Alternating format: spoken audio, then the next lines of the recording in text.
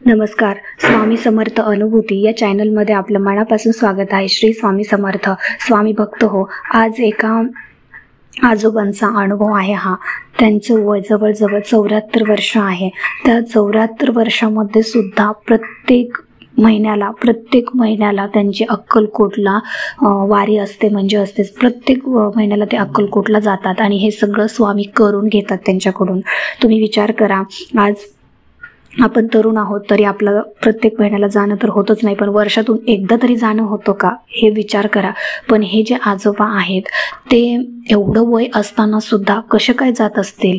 तर ही सगळी स्वामींची कृपा आहे. स्वामीच त्यांच्याकडून सगळं काही करून घेतात, म्हणून त्यांना आज सगळं शक्य आहे. त्यांचा असाच हा काही अनुभव आहे. त्यांना खूप मोठ्या संकटातून स्वामींनी वाचवलेला आहे. तर हा अनुभव तुम्ही शेवटपर्यंत ऐका. पण त्या अगोदर जर आपल्या चॅनलवर कोणी नवीन स्वामी सेवेकरी असतील, स्वामी भक्त असतील, तर त्यांनी आपल्या चॅनलला सबस्क्राईब करायला विसरू नका. तर चला मग ह्या आजोबांच्या अनुभवाला आपण सुरुवात करूया. ते दादा सांगतात की मी खरंच पहिले जर आभार मानेल ते स्वामी समर्थ महाराजांचे, केंजळे दादांचे, आणि खरंच मी चॅनलला अनुभव शेअर केला त्या ताईंचे. तर हे आज मी म्हणजे खूप मला आज बोलताना सुद्धा माझं अंग लटलट कापतंय. तुम्ही विचार करा, आज माझं वय 74 वर्ष आहे. 74 वयामध्ये सुद्धा मी एवढा चांगला बोलू शकतो, फिरू शकतो, स्वतः कामं करू शकतो. तर किती म्हणजे स्वामींची कृपा म्हणावी लागेल माझ्यावर.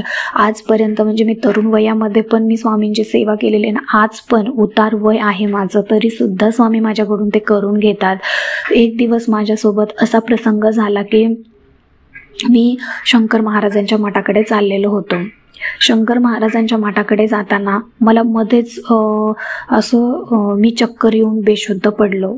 अर्थातच मला म्हणजे माझी शुगर लेवल पूर्णपणे कमी झालेली होती.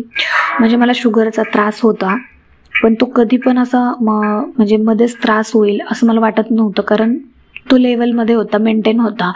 पण एक दिवस असं झालं, मी शंकर महाराजांच्या मठाकडे जात होतो, तेव्हा जाताना मध्येच मला चक्कर आल्यासारखं झालं. मी बेशुद्ध पडलो.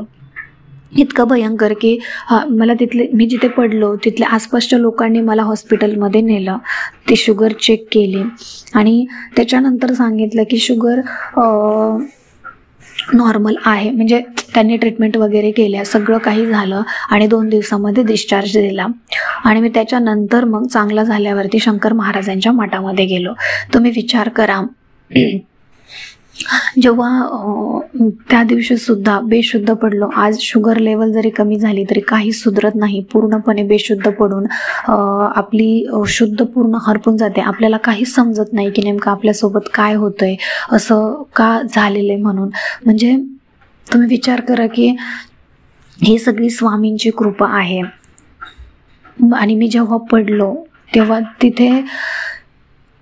तिथे खूप असे दगड होते. म्हणजे पायऱ्यांवरूनच मी तिथे चालत होतो आणि पायऱ्यांवरून चढताना खाली असं मुरुम टाईपचं होतं आणि तिथेच मी पडलो होतो.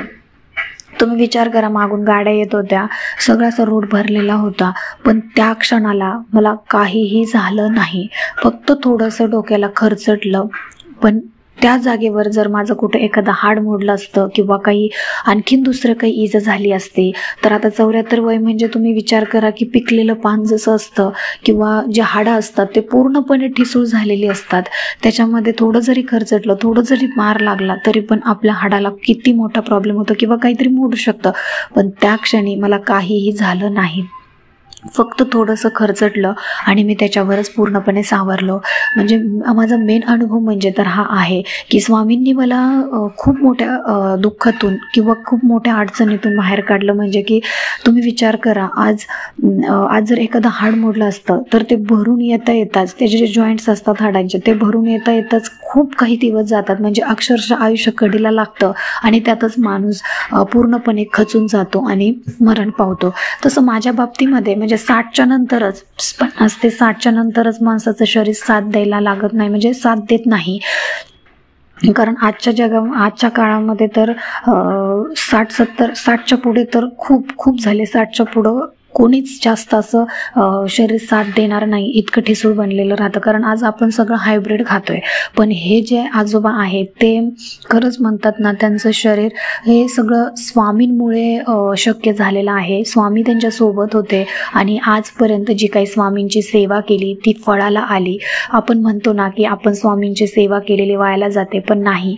ह्या जे काही छोटे मोठे आपल्यासोबत प्रसंग घडत असतात किंवा काही दुःख येत असतात, संकट येत असतात, त्या संकटांमधून बाहेर काढताना ही आपली स्वामी सेवा जी आहे ती कामी पडते. म्हणजे आपला जेव्हा स्वामी सेवेचा पुण्याचा जो काही बॅलन्स आहे तो आपण पूर्णपणे वाढत जातो. जो काही पुण्याचा बॅलन्स आहे तो आपण जर वाढवला तर आपल्याला अशा दुःखाच्या संकटाच्या वेळी तो कामी पडतो. आणि जसजसं आपला पुण्याचा बॅलन्स वाढत जाईल तसतसं आपण म्हणतो आपल्या या जगामध्ये किंवा या जीवनामध्ये आपल्याला काही सोबत घेऊन जायचं नाही. जाताना आपल्याला सगळं काही इथेच ठेवून जायचं आहे. तर सोबत येणार आहे ते फक्त आणि फक्त आपल्या स्वामी समर्थ महाराजांची सेवा आपल्यासोबत येणार आहे. दुसरं काहीही आपल्यासोबत येणार नाही. फक्त स्वामींची सेवा आपल्यासोबत येणार आहे. दुसरं ना स्वामींचं आपल्याला काही म्हणजे दुसरं कुठं कोणाचं काही आपल्याला उसनं घेतलं तर ते सोबत येणार आहे, किंवा सोनं नाणं येणार आहे, किंवा पैसा पाणी करोडपती काही आपल्यासोबत येणार नाही. फक्त येणार आहे ते जन्मोजन्मी ते स्वामींची सेवा, स्वामींची कृपा, स्वामी आपली जी काही चांगले कर्म आहेत आणि स्वामीच आपल्यासोबत राहणार आहे जन्मोजन्मी. तुमची या जन्मातली जी काही सेवा आहे ती तुम्हाला पुढच्या जन्मी सुद्धा कामी पडणार आहे. ती कधीच वायाला जाणार नाही. त्यामुळे जे तुमच्या अनंत काळापर्यंत किंवा अनंत जीवनापर्यंत आयुष्यापर्यंत सोबत येणार आहे ते तुम्ही करत राहा. म्हणजे स्वामींची सेवा करत राहा.